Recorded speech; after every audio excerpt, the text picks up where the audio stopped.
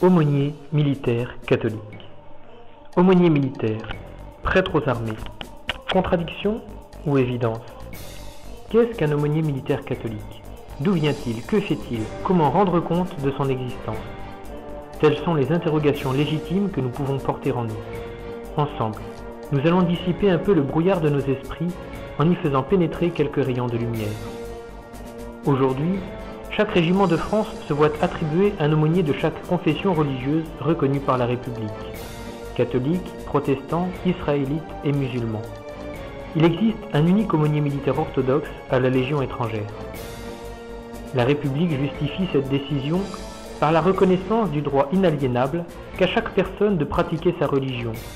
Ce droit est bien entendu assujetti dans la pratique aux dispositions matérielles, contraintes d'horaires et de lieux, qui sont dictées par la mission principale confiée aux militaires, mission opérationnelle ou obligation de service. Les convictions religieuses et leurs manifestations cultuelles ne viennent donc pas entraver la mission du militaire. Bien plus, elles peuvent l'aider à accomplir sa mission en lui donnant un sens personnel. Il ne suffit pas de faire le bien, encore faut-il bien le faire. Mais rappelons-nous, aux origines du christianisme, il était interdit aux chrétiens de faire partie de l'armée romaine. Aujourd'hui, ce sont les prêtres catholiques qui demandent à servir sous les drapeaux.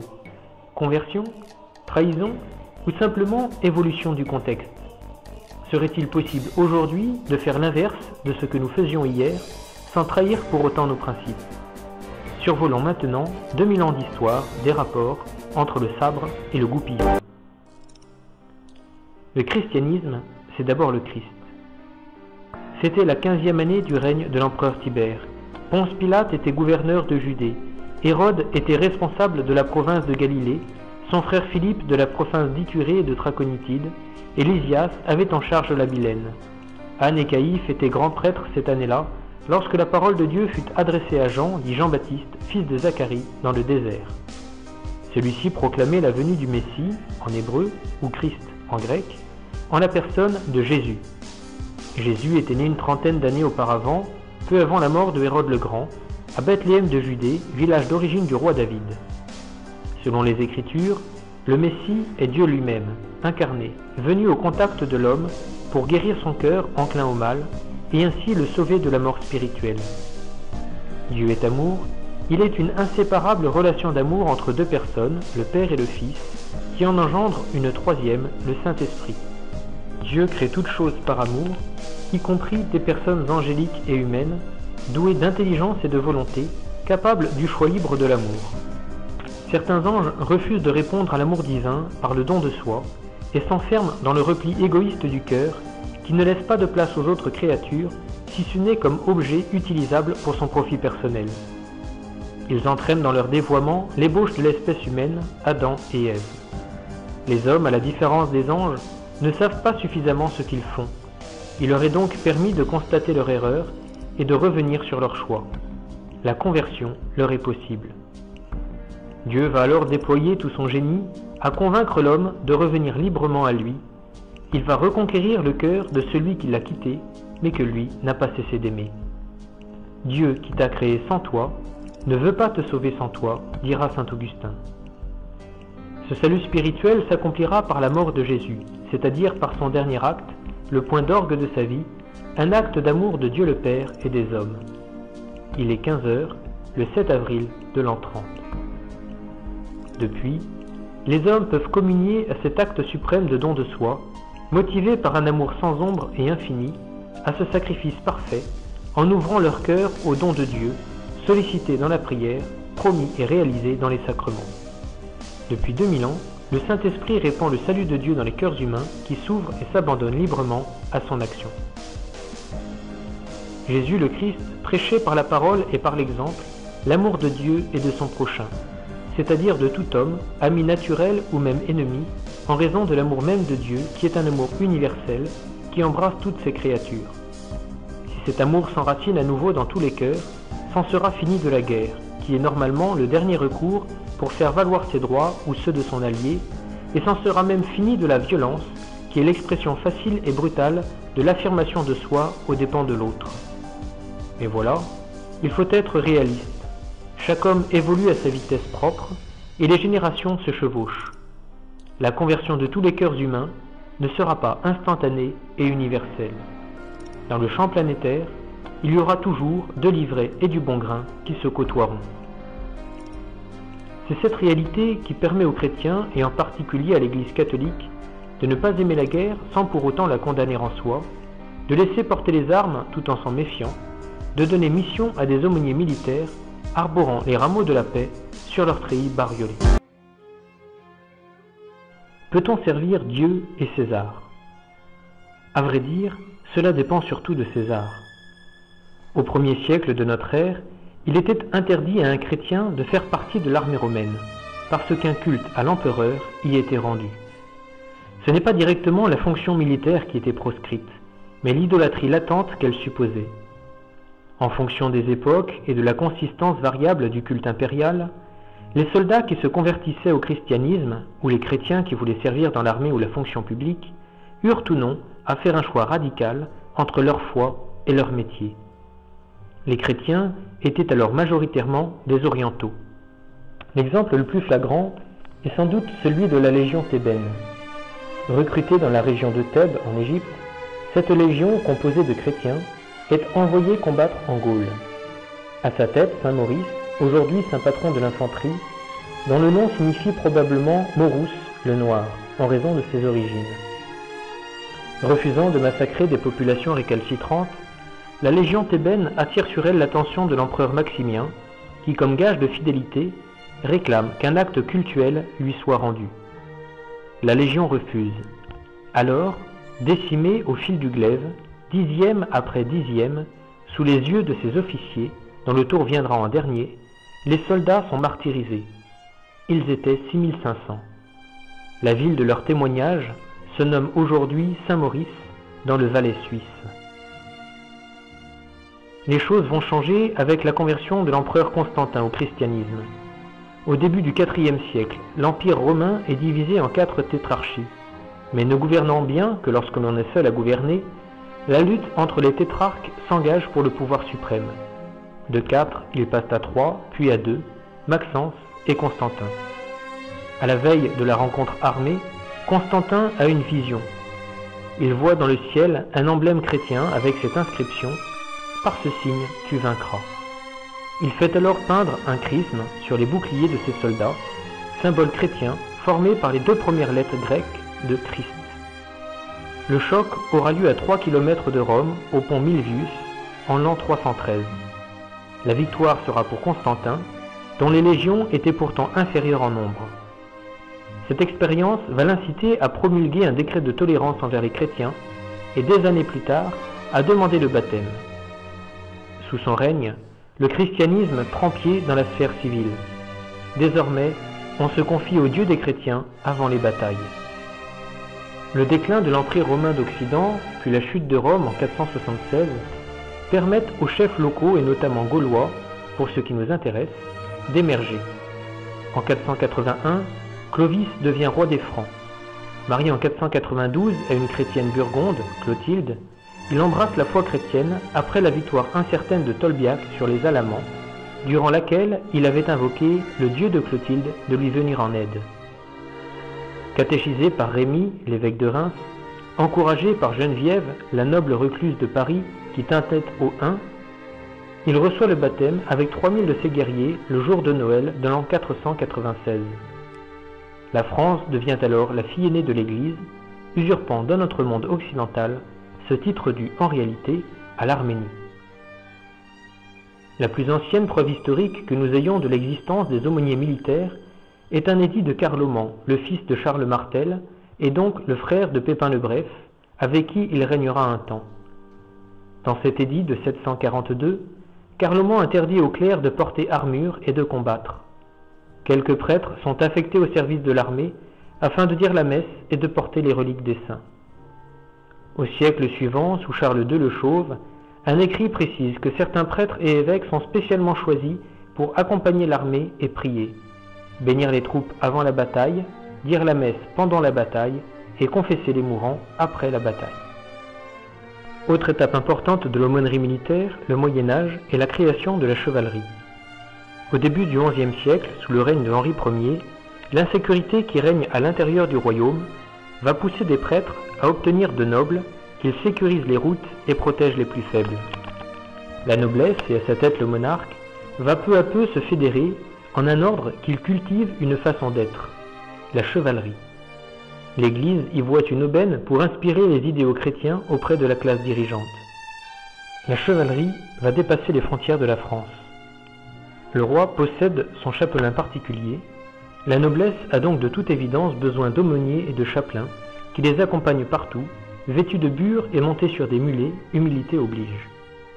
Forts de leur rôle de conseillers, les clercs instaurent la trêve de Dieu et le droit d'asile, tandis que l'Église essaie de limiter les abus liés au combat, comme le sont les pillages, et élabore un ius ad bellum, les conditions d'une guerre juste, et un ius in bello, les attitudes à avoir durant un conflit armé. La conquête de la Palestine par les Turcs seldjoukides au XIe siècle crée un événement international. En effet, ils recouvrent de terre le tombeau du Christ en 1078, interdisent les pèlerinages chrétiens et massacrent les chrétiens résidents. Ce qui fait naître dans l'esprit du pape Urbain II l'idée d'une conquête musclée du pays pour soutenir l'empereur orthodoxe, mais néanmoins chrétien, de Constantinople et délivrer le tombeau du Christ. Il faut alors prendre la croix comme blason, se croiser et partir défendre par sa prière et par son bras la chrétienté menacée. Les petites gens se mobilisent, les nobles se mobilisent, les diverses couronnes chrétiennes d'Occident se mobilisent. Ceux qui ne peuvent pas combattre prient et sur le chantier des cathédrales offrent leur aide gratuitement. Tous tentent de participer à la croisade selon leurs moyens.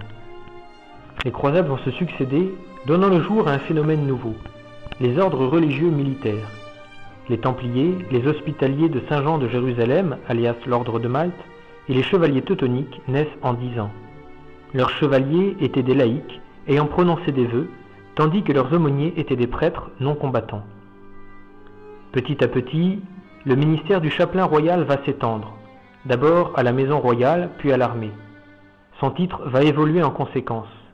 Chapelain du roi au XIe et XIIe siècle, archichapelain du roi au XIIIe siècle, aumônier du roi au XIVe et XVe siècle, grand aumônier du roi au XVIe siècle, grand aumônier de France de 1552 à 1871. Avec les guerres d'Italie de la Renaissance, chaque régiment se voit nanti d'un prêtre et de 2 prédicateurs, un pour l'arrière-garde et un pour l'avant-garde. François Ier nomme des aumôniers de marine. Par la suite, Saint Vincent de Paul se souciera des galériens et deviendra aumônier général des galères. Le souci de l'aumônier militaire est non seulement de soulager la misère matérielle des soldats, mais aussi de se pencher sur leur misère spirituelle et morale. Ainsi, les aumôniers tentent de relever le niveau moral des soudards. On se souvient de Jeanne d'Arc, brisant son épée de rage en constatant que l'on avait introduit des prostituées auprès des soldats et réclamant que tous se confessent avant l'assaut. Sous Louis XIV, Vauban prévoit des chapelles dans ses citadelles. L'église Saint-Louis est tout naturellement bâtie au sein de l'hôtel des Invalides en 1676. Les lieux de culte militaires fixes font leur apparition. Ils ne remplacent pas la messe sur le terrain, bien entendu. La Révolution française ne supprime pas les aumôniers militaires, mais elle exige la prestation du serment à la constitution civile du clergé. Période troublée, période sans grand document pour nous renseigner au sujet des aumôniers militaires.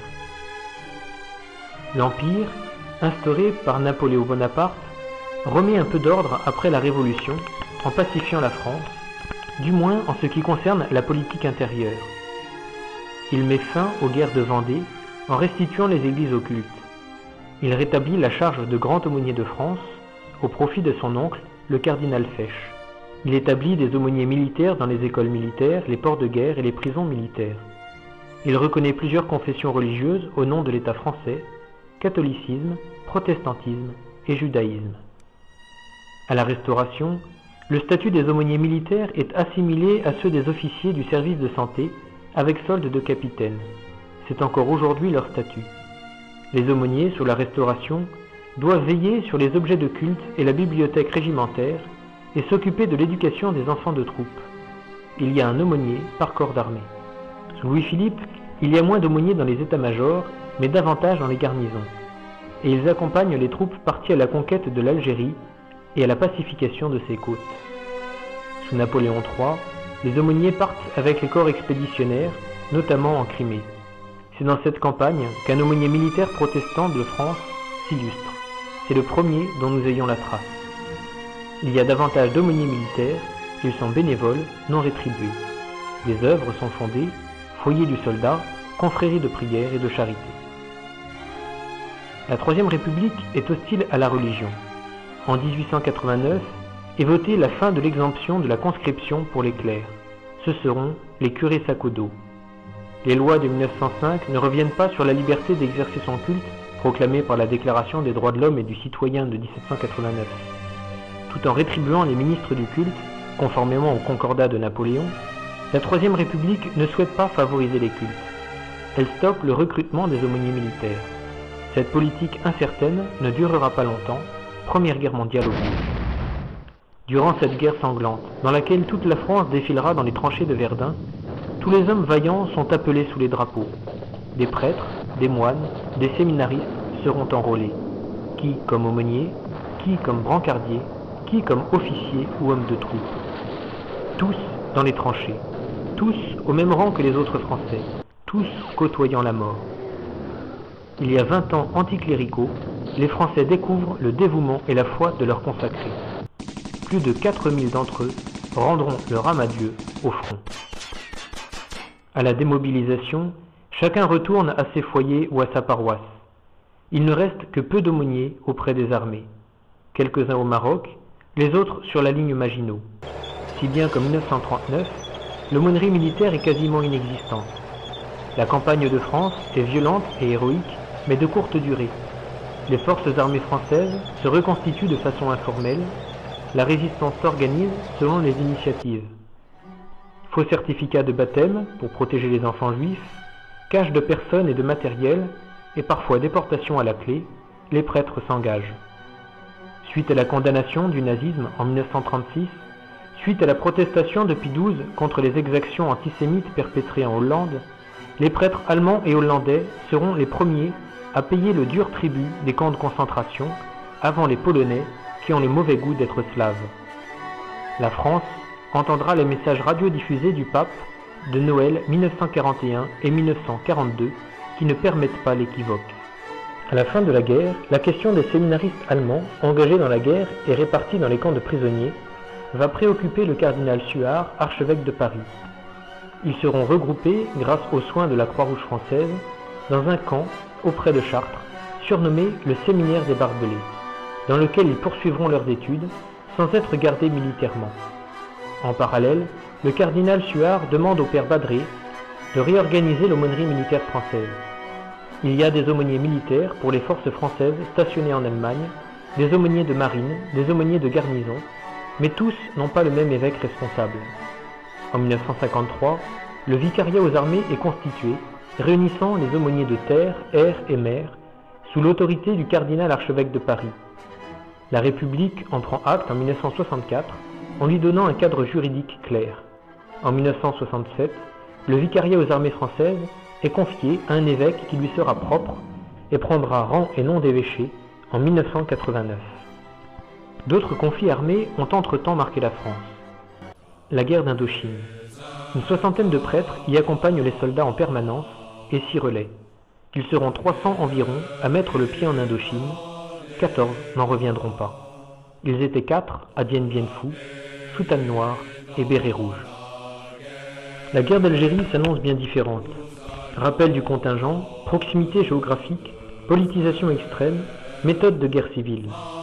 Les aumôniers seront confrontés à des questions nouvelles et s'inquiéteront du sort des séminaristes.